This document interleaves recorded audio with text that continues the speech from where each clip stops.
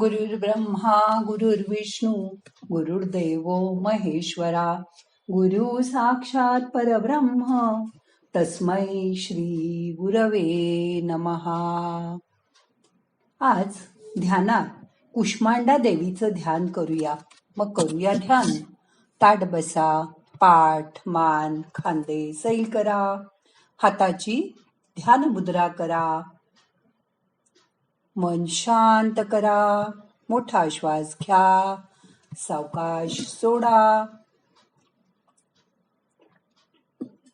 चौथ्या दिवशी ही विश्वव्यापक जननी हो, उपासका पाहिसे अंबे प्रसन्न अंतःकरणी हो. पूर्ण कृचे जगन्माते मनमोहिनी हो, भक्तांच्या माऊली सुरते येती लोटांगणी हो. उदो बोला उदो अंबाबाई माऊलीचा हो, उदो कारे गर्जती काय महिमा वर्णू तिचा हो.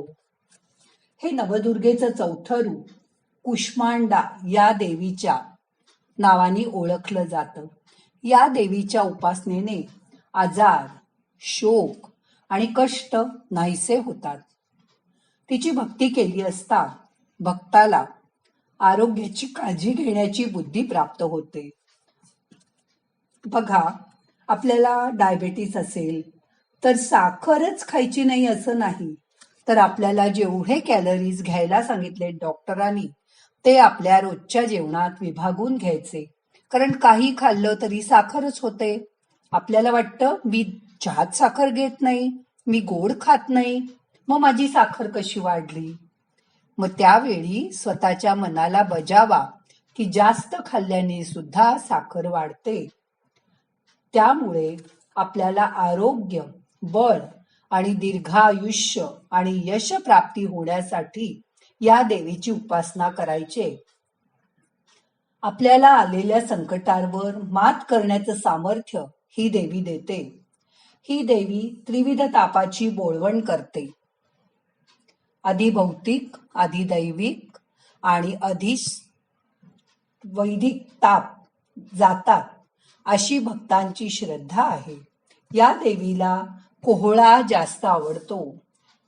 हिच्या हातात जयमाला, कमंडलू, धनुष्यबाण, कमळ, अमृत कलश, चक्र आणि गदा अशी आयुधं आहेत.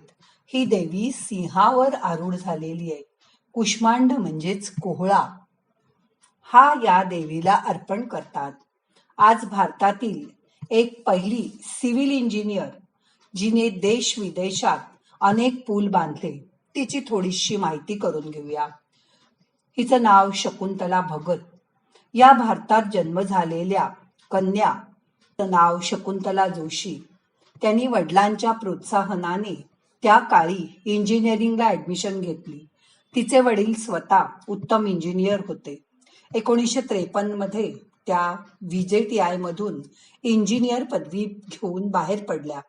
पुढे त्या जर्मनीहून 1957 साली डिझायनर इंजिनियर म्हणून ज्ञान घेऊन परत भारतात आल्या. त्या काळात त्यांनी अनिरुद्ध भगत यांच्याशी प्रेमविवाह केला. 1959 ते 1970 पर्यंत त्यांनी मुंबईत IITत प्रोफेसर म्हणून नोकरी केली. मध्येच 2 वर्ष भर पगारी रजा घेऊन पेनिसिल्व्हेनिया इथून मास्टर्स पूर्ण केलं.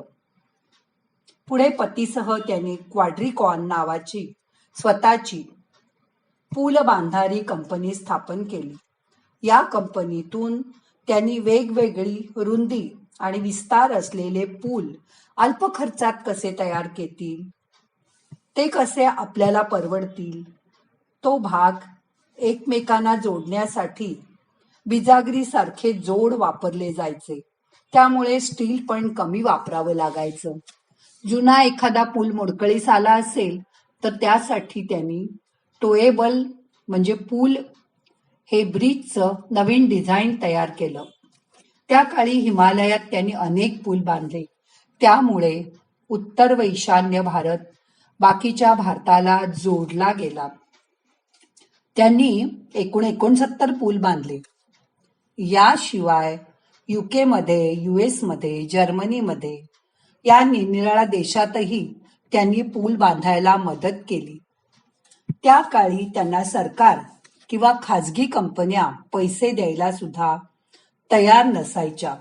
त्यावेळी त्यांनी स्वतःचं घर गहाण ठेवलं, दागदागिने विकले, पण स्वतःची स्वप्न स्वतः सत्यात उतरवली. करिअरची शिखर सर करत असताना त्यांचे घराकडे सुद्धा कधीही दुर्लक्ष झाले नाही. घरची आघाडी सुद्धा त्यांनी तेवढ्याच ताकदीने पेलली. त्यांनी तिन्ही मुलांना छान वाढवलं. इतरांपेक्षा आपली आई वेगळी आहे हे मुलांना लवकरच कळलं. जिथे एकही स्त्री नाही अशा क्षेत्रात त्या काळी त्या समर्थपणे पाय रोवून उभ्या होत्या. मुलांना त्यांचा खूप अभिमान वाटायचा. त्यांच्या पिकनिक सुद्धा बहुतेक वेळा कन्स्ट्रक्शन साईटवरच असायच्या. त्यामुळे नकळतच मुलांवर त्यांच्या कामाचे संस्कार होत गेले. मोठमोठ्या स्ट्रक्चर्समधील बारकावे, त्याची तपासणी हे मुलांना आईवडिलांकडून आपोआप शिकायला मिळालं. सिव्हिल इंजिनिअरिंगमध्ये पुलांची बांधणी सगळ्यात अवघड मानली जाते. पण याच विषयात हात घालून त्यांनी आपल्याला एवढं मोठं कार्य उभं करून दाखवलं. सलाम त्या शकुंतला जोशी भगत यांना, त्यांच्या कार्याला. त्यांनी भारतात 69 व जगभरात मिळून 200 पुलांची निर्मिती केली. त्या निर्मितीत त्यांचा पूर्णपणे सहभाग होता. म्हणून त्या भारतातल्या पहिल्या सिव्हिल इंजिनियर महिला म्हणून नक्कीच प्रशंसेस पात्र आहेत. अशा महिलेची करिअर बघितल्यानंतर तुमच्यातील सुद्धा सुप्त गुण वर येतील. तुम्हाला काय करायला आवडतं ते आठवून बघा आजच्या ध्यानात. 2 मिनिटं शांत बसा आणि आपल्याला काय नवीन करता येईल त्याचा विचार करा.